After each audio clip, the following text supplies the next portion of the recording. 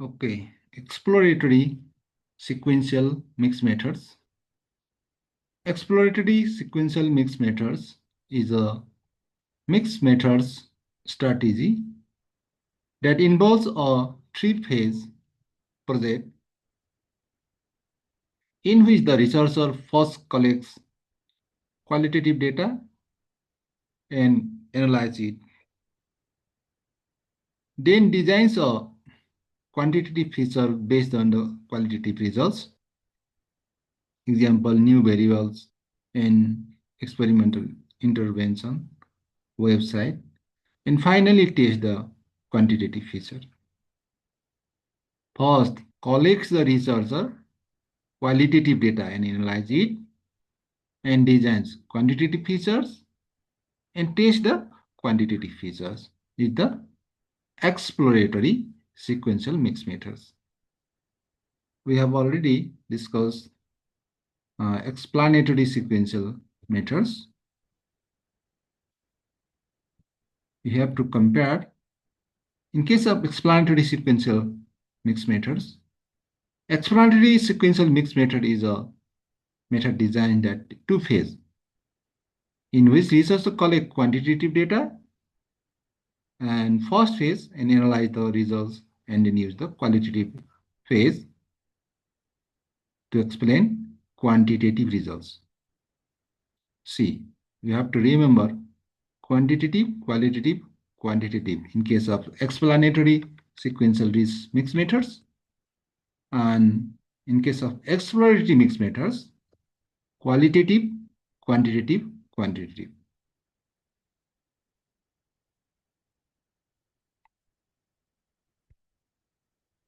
Also, we can define exploratory sequential mix methods is a type of mix methods research design.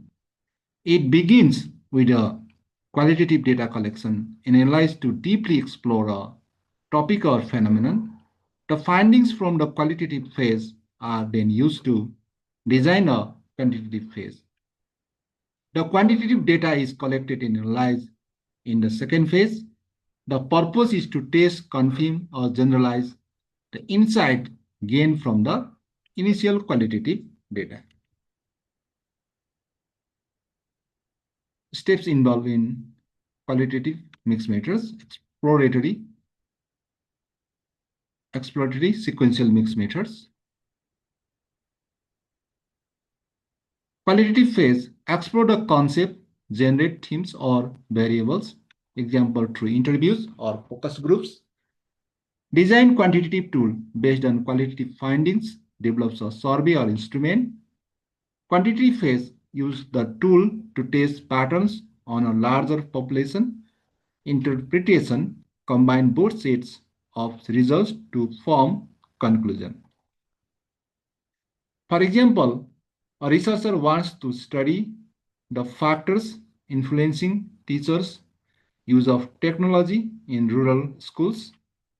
First, they conduct interviews with a few rural teachers to explore barriers and motivations, qualitative. From these interviews, they identify key themes like lack of training, poor internet access, and fear of technology. They then design a questionnaire based on those themes. Finally, they survey a large group of teachers across districts to measure how widespread each factor is quantitative. When to use, when the little known about a topic, when you want to develop a new theory or framework, when you need to build a quantitative instrument from the ground up.